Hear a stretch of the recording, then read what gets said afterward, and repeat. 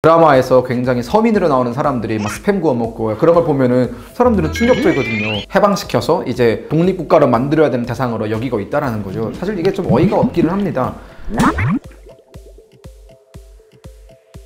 네, 안녕하세요. 평양에서 온 김금혁입니다. 저번 영상에서는 김준혁이라는 이름으로 나갔었는데요. 앞으로 본명이 김금혁이니만큼 김금혁이라는 이름으로 활동을 하게 될 것 같습니다. 그쵸? 꽤 자부심을 가질 만큼 공부를 잘했습니다. 전교 1등을 여러 번 했었고요. 이렇게 자기 자랑해도 되는지 모르겠지만 김일성 종합대학교 입학 시험을 볼 때에는 전 수험생 중에서 17위라는 성적으로 입학도 했었고, 그리고 김일성 종합대학 외국어문학부에서는 항상 1등을 했었습니다. 우리 흔히 이제 뭐 좋아하는 사람들 보고 덕후라고 하잖아요. 저는 역사 덕후였고요. 그래서 역덕이어서 북한식의 수능을 준비할 때 세계 역사 혹은 북한에서는 조선 역사라고 가르치는데 그 역사 두 과목만큼은 따로 공부를 하지 않고 그냥 평소에 공부했던 내용으로도 시험을 봤는데 둘 다 만점을 받았습니다. 완전히 다르다라는 표현이 좀 더 어울릴 것 같습니다. 북한에 있을 때는 남한에 대해서 잘 가르치진 않아요, 사실은. 근데 가르치는 부분들을 보면은 굉장히 북한의 시각에서 가르치죠. 뭐 남한에는 거지가 많다, 뭐 썩거병도 자본주의 사회다, 이런 기본적인 것부터 시작해서 자본주의가 가지고 있는 뭐 여러 가지 안 좋은 모습들만 콕 집어서 얘기를 하고, 명동에 거지가 많다, 어디 무슨 시장을 가니까 내 간을 파가라, 내 눈을 사가라, 막 이런 식으로 자기 장기를 파는 사람들이 널리고 널렸다라는 식의 악성 보도를 많이 하죠. 또 그런 것들이 교과서에 실리기도 하고,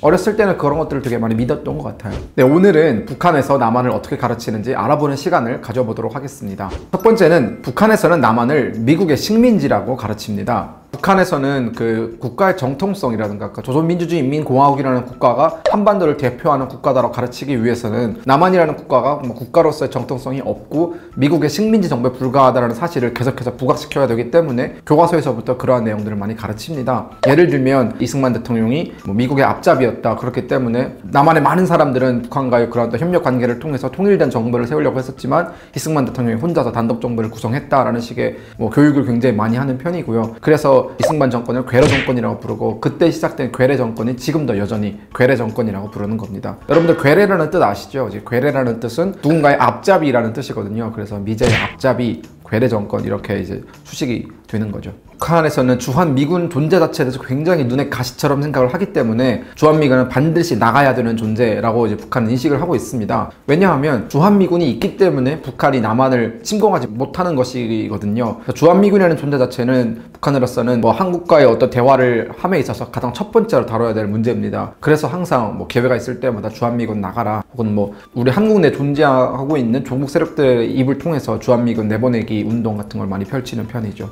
굉장히 좋은 질문인 것 같습니다. 일반 주민들은 미국에 대해서도 잘 모릅니다. 그리고 북한 군대를 갔다 온 사람들이거나 아니면 혈기왕성한 사람들은 충분히 북한이 미국과 전쟁을 해서 이길 수도 있다라는 그런 잘못된 생각을 하기도 합니다. 근데 평양에서 좀 괜찮은 대학교에서 좋은 교육을 받은 학생들 입장에서는 미국은 굉장히 큰 공포의 대상이죠. 저 같은 경우에도 미국을 전공을 했었고, 미국에 대한 자료를 공부하면 공부할수록 이건 우리가 10번 죽었다 깨도 절대로 이길 수 없는 나라구나라는 생각을 하면서 밤에 잠을 못 잔 적도 있었어요, 사실은. 너무 그게 무서워서. 그럴 정도로 엘리트층이 느끼는 미국과 그리고 일반 사람들이 느끼는 미국은 굉장히 큰 괴리감이 있습니다.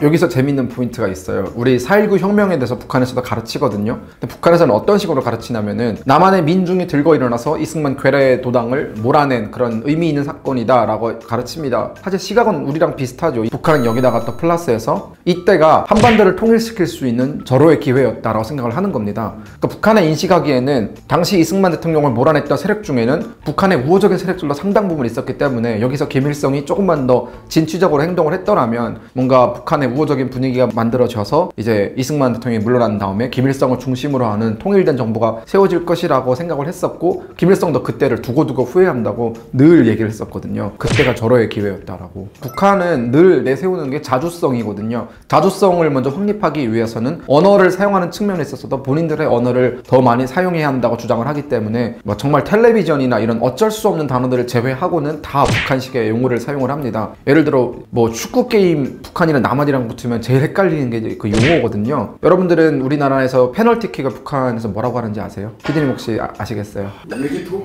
1기터 사실 우리 순우리말은 아니죠. 네.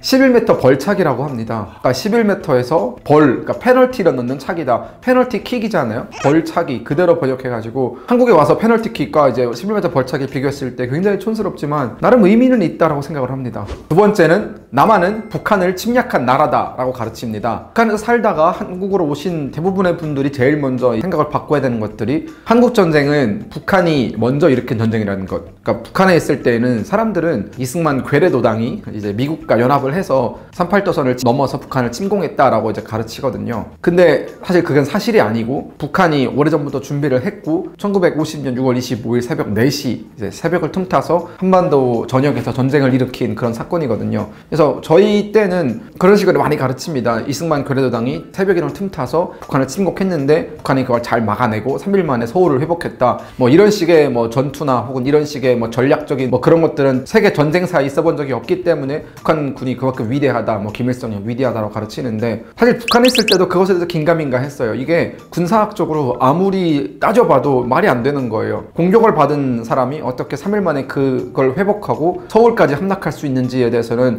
사실 전쟁을 공부하고 좀 군사학을 좋아하는 사람들 사이에서는 늘 논란이 되던 사안이긴 했었거든요. 저희들 사이에서도. 근데 한국에 와서 많이 깨달았죠. 북한군이 한 2년 전부터 주도적으로 이렇게 준비를 했고 면밀하게 준비를 해서 침공을 한 사건이다라고 지금은 생각이 바뀌어 있죠. 다른 것들도 있고 비슷한 것들도 있습니다. 그러니까 비슷한 것들은 예를 들어서 뭐 몇 년에 누가 어떤 왕조를 세웠다. 918년에 왕건이 고려라는 나라를 세웠다. 이런 식의 객관적인 사실들은 이제 가르치는 편이거든요. 대신 그 역사에 대한 해석 부분에서 우리랑 북한이 좀 많이 다르죠. 우리는 김유신 장군이 우리에게는 한국을 통일시킨 그런 장군 중에 한 명, 혹은 민족이 나온 어떤 위인 중에 한 명으로 이제 평가가 되는 반면 북한에서는 김유신은 민족 반역자입니다. 그러니까 외세를 끌어들여서 같은 민족, 같은 동족의 국가를 몰살시켰다, 멸망시켰다라는 그런 오명을 쓰고 있는 그런 민족의 반역자이기 때문에 김유신 하면은 북한 사람들은 다 싫어하죠. 뭔가 김유신은 북한의 유다 같은 존재예요. 네. 남한의 대통령에 대해서는 관심이 있는 사람만 좀 찾아보는 편이고요. 관심이 없는 사람들이 대부분입니다. 워낙 정보가 없다 보니까 대통령 선거가 어떤 식으로 치러지는지 뭐 단임제가 뭐고 연임제가 뭔지도 전혀 모르고요. 세 번째는 북한은 남한을 해방시켜야 할 그런 대상으로 여기고 있습니다. 해방이라는 게 무슨 뜻이냐면은 북한의 입장에서는 남한은 미국의 식민지이기 때문에 미국의 식민지로부터 구원해야 될 대상, 해방시켜서 이제 독립국가로 만들어야 되는 대상으로 여기고 있다라는 거죠. 사실 이게 좀 어이가 없기는 합니다. 옛날에 그 진영 논리에 갇혀 있을 때는 우리 입장에서는 북괴라고 불렀어요. 북한은 괴뢰도당이었고, 왜 괴뢰냐? 북한은 중국이나 소련에 종속되어 있던 국가였고, 뭐 북한 입장에서는 남한은 미국에 종속되어 있는 그런 괴뢰도당이다라고 생각을 서로가 서로를 괴뢰라고 불렀었거든요. 북한은 이걸 조금 더 심화시켜서 교육 과정에 그걸 다 넣어버렸는데 초등학교 들어간 과정부터 남한은 미국의 식민지다라는 인식이 지배적입니다. 그게 쭉 대학교까지 가는 거고요. 그러다 보니까 북한은 이걸 좀 더 심화시켜서 민족 해방이라고 부르거든요. 그래서 우리는 김일성 혹은 김정일의 영도 아래 민족 해방을 이루어서 자주적으로 살고 있지만 그렇지 않은 남한의 동포들은 미국의 어떤 식민지 아래 살고 있기 때문에 그들을 우리가 해방시켜야 한다라고 늘 가로치고 얘기를 하는 거죠. 저희는 네 있습니다. 그래서 김일성 종합대 학생들은 예를 들어 만약 북한이 무력 침공을 해서 남한을 점령했을 때는 김일성 종합대 학생들은 전국으로 퍼져나가서 거기서 뭐 인민위원회를 세우고 뭐 당위원회를 세우고 그런 역할들을 맡고 있습니다. 실질적으로 저희도 그것에 대한 교육을 받았던 적이 있고요. 가르치진 않지만 김일성 종합대학의 올정대 학생들은 굉장히 많은 정보력을 가지고 있거든요. 한국에 대해서 잡지라든가 아니면 뭐 동아일보 신문이라든가 이런 것들도 이렇게 아름아름 보는 편입니다. 그래서 특히 저는 역사와 군사에 관심이 많았기 때문에 한국 국군에 대한 어떤 정보들도 많이 읽었었는데 저는 한국군이 북한군보다 우위에 있다고 생각을 했었는데 수많은 친구들은 남한은 한 3일 정도면 우리가 이렇게 점령할 수 있는 그 정도의 군대를 가지고 있다라고 잘못된 인식을 갖고 있죠. 그리고 그게 자신감으로 드러나기 때문에 우리 입장에서는 좀 부담스러울 수도 있어요. 저희가 있을 때도 북한이 남한을 침공하기 위해서 땅굴을 파고 있다라는 소식은 많이 들었었고요. 심지어 막 들리는 소문은 땅굴을 막 38선을 파가지고 저 오산까지 밀고 내려갔다. 오산까지면 굉장히 긴 거리거든요. 그런 식으로 많이 가르치기도 하고 북한군이 한국을 침략할 때는 한국군이 전혀 예상하지도 못하는 기상천외한 방법으로 한국을 점령할 수 있다고 가르치기 때문에 다들 그런 근자가 긴장감에 들떠 있죠. 북한은 한국이 선진국이라는 사실을 절대로 북한 사람들에게 가르치지 않습니다. 가르치지 않지만 사람들은 다 알고 있습니다. 한국이 얼마나 발전한 나라인지. 깜짝깜짝 놀랄 거예요. 드라마에서 굉장히 서민으로 나오는 사람들이 막 스팸 구워 먹고 그런 걸 보면은 사람들은 충격적이거든요. 한국에 대해서 조금씩 알게 되는 계기가 되는 거죠. 드라마에 보면은 한국 사람들 굉장히 똑똑하고 말도 잘하고 막 논리적이고 약간 그랬었거든요. 근데 대학교 들어와서 친구들이랑 술도 마시고 이러면서 이제 그런 게 많이 깨졌죠. 아, 그래, 다 평범한 사람들이구나. 1학년 1학기 지나고 나서 서로가 서로를 보면서 한심하다는 표정으로 넌 어떻게 대학에 들어왔니? 이러면서 그런 많이 깨졌던 것 같아요. 저도 약간 한국 사회에 대한 긴장감이 많이 줄어들고 아, 우리가 같이 어울릴 수 있겠구나라는 생각을 했던 것 같습니다. 가짜 뉴스에 대해서 정의를 내릴 수 있는 굉장히 어렵다고 봅니다. 이건 북한에 대한 실제 모습이 아니다라고 부정을 했던 경우가 되게 많았었거든요. 근데 가만히 생각해 보면은 평양에서 살던 사람이 함경도에서 무슨 일이 일어나는지 전혀 모르고 그렇게 서로 동떨어진 삶을 살던 사람들이 한국에 왔을 때 저 사람이 하는 얘기는 거짓말이야 혹은 저건 가짜뉴스야 라고 얘기를 하는 경우가 되게 많거든요. 저는 늘 우리가 좀 주의를 돌려야 하는 것이 북한이라는 사회가 워낙 특수한 사회다 보니까 그것에서 하는 뉴스가 내가 보기에는 가짜뉴스로 보일지라도 그걸 얘기하는 사람들 입장에서는 그게 본인들의 진실이고 본인들의 삶이었을 수도 있다. 그렇기 때문에 북한을 연구하는 사람들은 좀 귀를 열고 광범위하게 혹은 포괄적으로 그런 뉴스들을 받아들일 필요가 있다고 생각을 했었습니다. 네, 오늘은 이렇게 북한에서 남한을 어떻게 바라보는지 그런 북한의 시각에 대해서 말씀을 나눠보는 시간을 가졌습니다. 영상이 좋으셨다면 구독과 좋아요 꼭 부탁드리겠습니다. 감사합니다.